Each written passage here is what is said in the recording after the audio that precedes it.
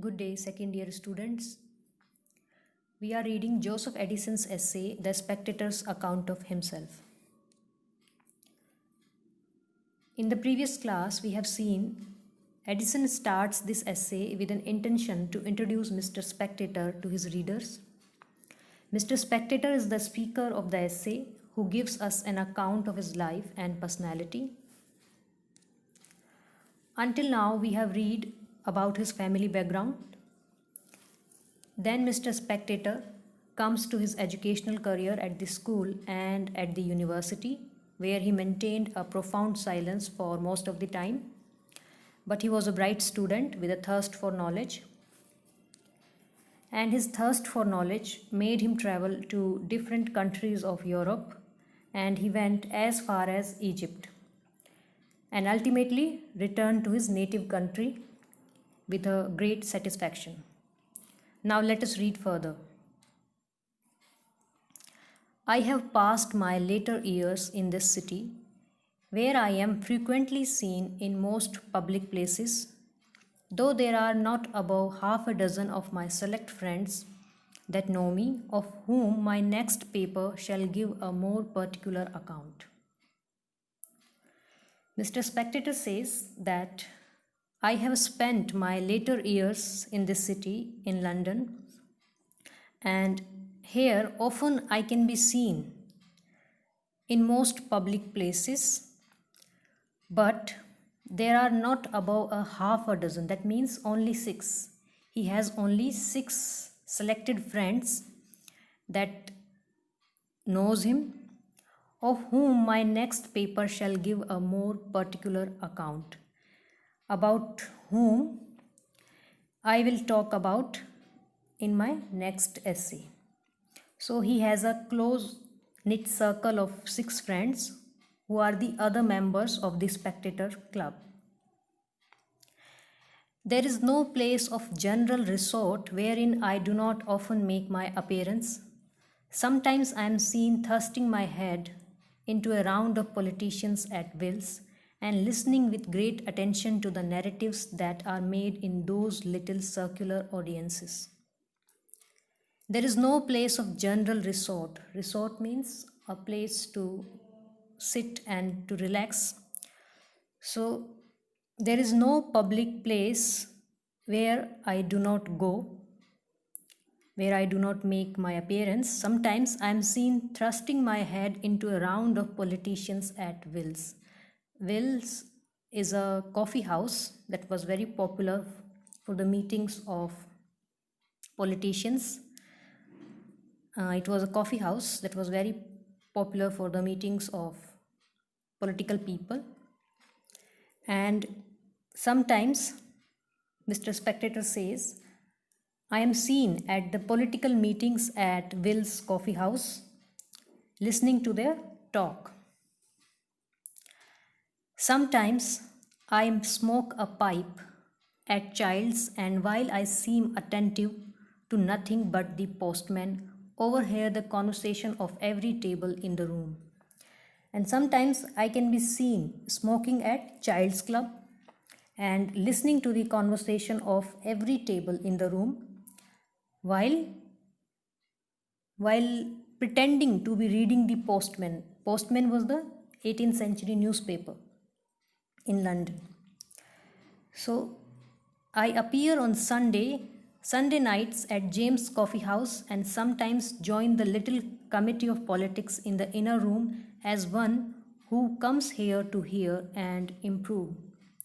On Sunday nights, I go to St. James Coffee House, and sometimes I join the committee of politics to hear and improve myself. My face is likewise very well known at the Grecian, the Cocoa Tree, and in the theatres both of Drury Lane and the Haymarket. I have been taken for a merchant upon the exchange for above these 10 years, and sometimes pass for a Jew in the assembly of stock jobbers at Jonathan's. And my face is likewise very well known at the Grecian, the Cocoa Tree, and in the theatres of both of Drury Lane and the Haymarket. I am very well known at the some other public places like Gratians, the Cocoa Tree, and in the theatres, both of Drury Lane and in the Haymarket. I have been taken for a merchant upon the exchange for above these 10 years, and sometimes pass for a Jew in the assembly of stock jobbers at Jonathan's. And next he says, and when I visit exchange means the stock market, the share market, and people think at that place, people think I am a merchant, and this is going on for more than for about these 10 years, for more than 10 years, and sometimes pass for a Jew in the assembly of stock jobbers at Jonathan's. And sometimes people think me a Jewish merchant in the assembly of stock jobbers at Jonathan's Coffee House. Stock jobber means the investors at the stock exchange. In short, wherever I see a cluster of people, I always mix with them, though I never open my lips, but in my own club. In short, he says, I mix with different groups of people belonging to different fields. But I do not say anything in these meetings. I never open my lips, but in my own club. I only speak in my own club, that is the Spectators Club. So Mr. Spectator is a person who attends all types of social gatherings of different fields at coffee houses and clubs. And all these coffee houses and clubs that are mentioned here, the Childs, the Wills, the Cocoa Tree, the Drury Lane, or such other places. So all these coffee houses and clubs were the center of public meetings and conversations during the 17th and 18th century London.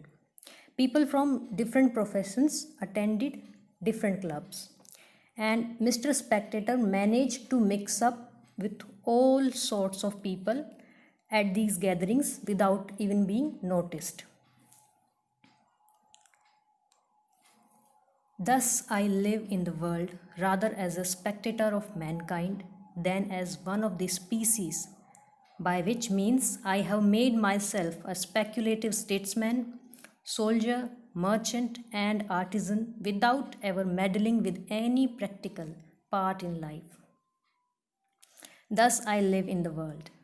Here comes the famous declaration by the essayist when he says, thus I live in the world as a spectator, which is also his assumed name. And if you go for the meaning of spectator, it means an observer, an onlooker. So Mr. Spectator lives in this world as an observer of mankind, of whole mankind, than as one of the species, and not just of a specific kind of people.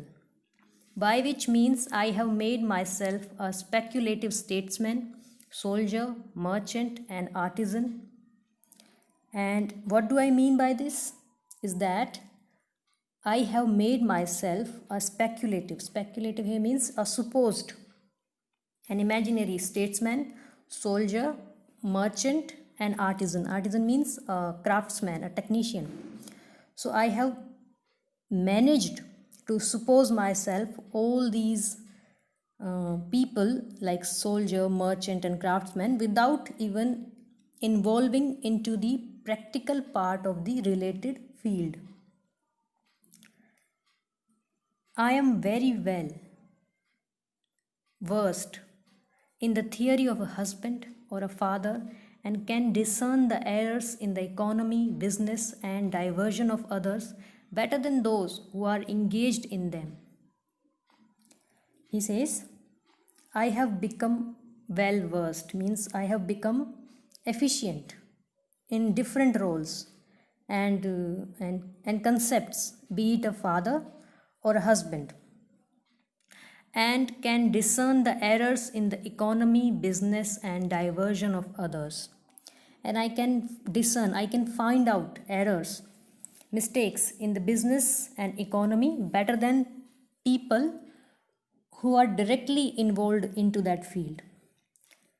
As standers-by discover blots which are apt to escape those who are in the game. He says, because being an observer through his experience, he can discover blunder which are likely to get overlooked by the people active in the game or active in the profession. As a spectator, he understands more about them. I never espoused any party with violence and am resolved to observe an exact neutrality between the Whigs and Tories. Whigs and Tories?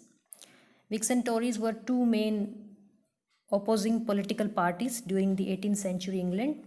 And he says, I never espoused, I don't support any party with violence. Here means with strongly. I am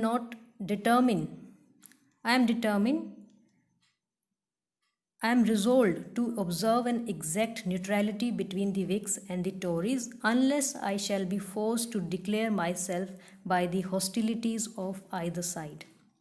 I am determined to maintain an exact neutrality. Neutrality means detachment, non-involvement with either of the parties, either of the Whigs or of the Tories. So unless I shall be forced to declare myself by the hostilities of either side, until or unless I am forced to declare my opposition. Hostilities mean oppositions or hatred towards the one of the two parties. He will remain neutral in his political stance until he is forced to do so. In short, I have acted in all the parts of my life as a looker-on, which is the character I intend to preserve in this paper. So in short, Mr. Spectator, I have participated in all the different parts of my life, and this is the character of a looker-on that I intend to preserve, means I wish to maintain in this essay.